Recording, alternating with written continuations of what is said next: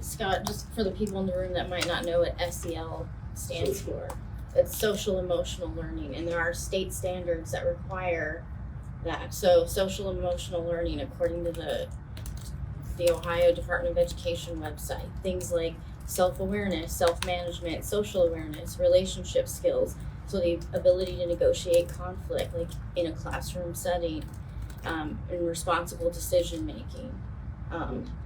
That's social emotional learning. So just make sure we're all clear on what exactly that means. It's not required. There are state standards, correct? It's not required. It says that on the very first page of the. So you want to get rid of self-awareness, self-management, social awareness, relations? I mean, if it's not required. I'd like the curriculum in the schools to be non-political, and I think a lot of that is in that social and emotional learning. So I'll give an example of an award-winning thing. There are zones of regulations that are used at some of the elementary schools, which are phenomenal in helping little kids understand where they're at and give them the skills to come back to a space where they are able to actually learn and to function in a classroom.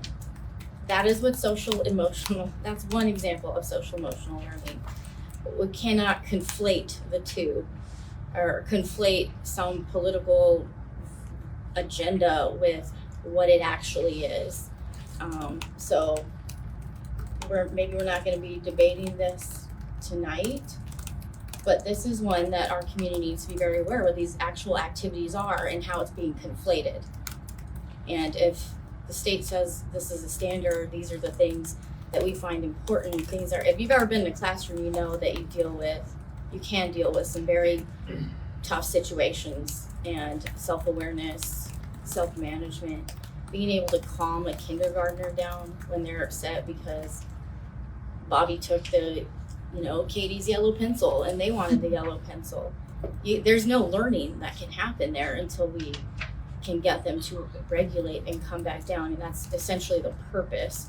So there's a lot of conflating. And I wrote this on my card because you asked, what are we willing to fight for? I'm going to protect every single kid in this district, and I'm not going to sit back either and listen to the conflation of concepts that are meant to help our children because of some random boogeyman that's been created over the last year somehow.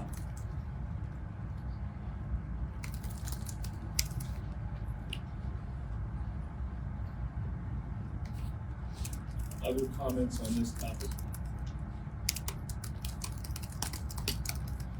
I mean, I don't, SEL promotes data collection, which I don't think that's good for our kids. That whole panorama survey, I'm not okay with. I don't know. Anybody else?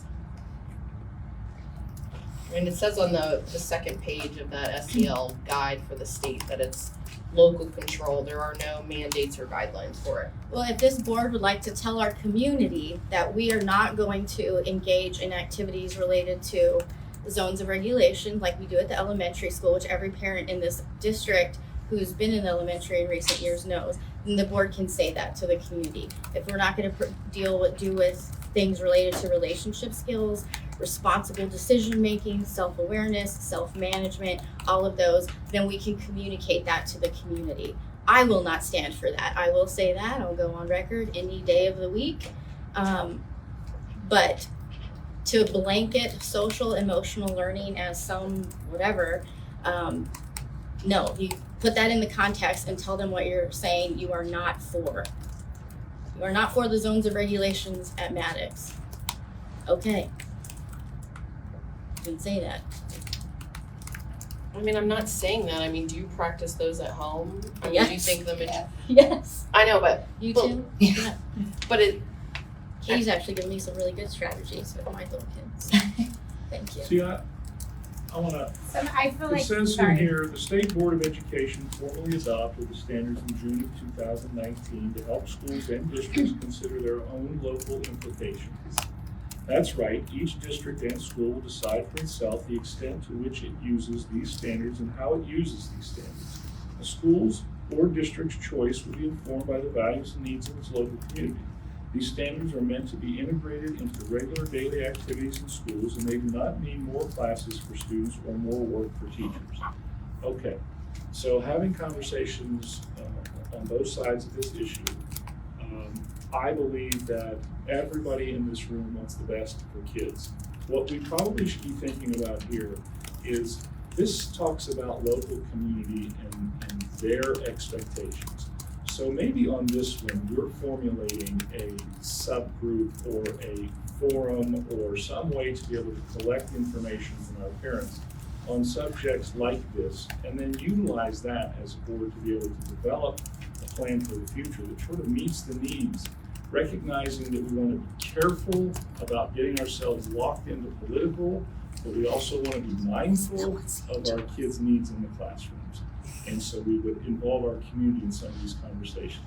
So some of the things that Leslie just said about social emotional learning, self-awareness, self-management, social awareness, relationship skills, and responsible decision-making. Some of these are how you just teach in a classroom anyway. It's not necessarily social emotional, like it doesn't even need to have that name attached to it. Some of that is just how you manage a classroom setting with 20 kids in the classroom. You can't have kids just fighting over pencils. You can't have kids, upset because, she's in my chair and I always sit in that chair because it's red. There are certain things that you just do that help you manage a classroom. And, we don't take our friends. I actually just read an article about not referring to classmates as friends. That's a whole nother story. But we don't take our classmates' stuff. We talk about sharing. We talk about being respectful of our environment. All of that stuff goes hand in hand with just being a productive part of your classroom and society. That doesn't necessarily mean we have to have surveys in the classroom either. But to say that all of this is bad or unnecessary, I think is a little out of the realm of how you actually manage a classroom. And I use this stuff at home often with 6 kids. Otherwise it would just be pure chaos. We use our words and we talk to each other, and I understand that you want to play with that, but we're going to let so-and-so play with it for some time, and then you'll get a turn. That's just, or maybe you guys can play together and use the same stuff together. So some of that's just how you would manage a classroom. It doesn't even need to have a label. So I don't know, that's really where I was going with that.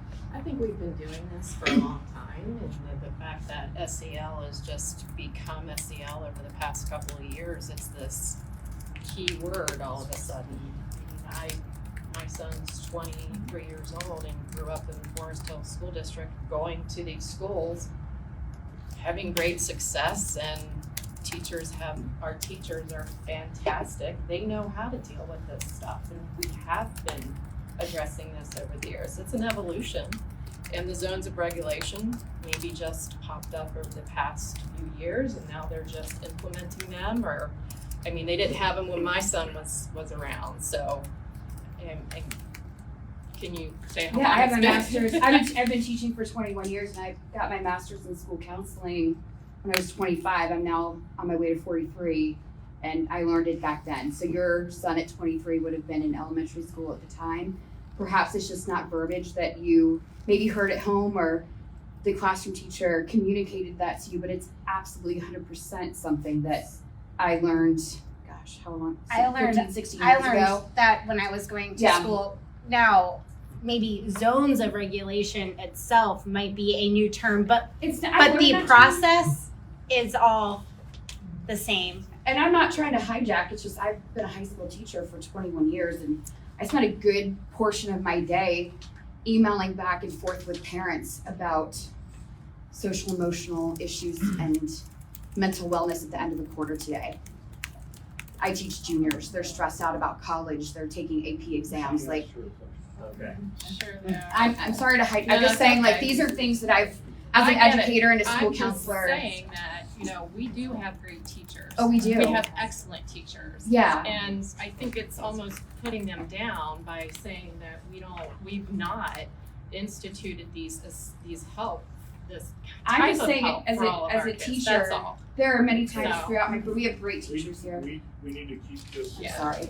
No, it's okay. I did ask you. Yeah, so, yeah. And I appreciate your I'm happy to input. talk I at the end of just, the meeting if you want I to. think this whole, that go back to the SEL thing, it's become this hypersensitive acronym and it has been politicized, and there are pieces of it, like you said, that, is political pieces that I don't think should be involved in the district. So the zones of regulation, yes, I mean, it's working. I went through 4 elementary schools. I took tours, and just the kids' engagement with the teachers and the environment there, and it was great. Every school, Air, Wilson, and Mercer, I walked through, and just seeing how the teachers operate with the kids, it's, it was very impressive, very impressive.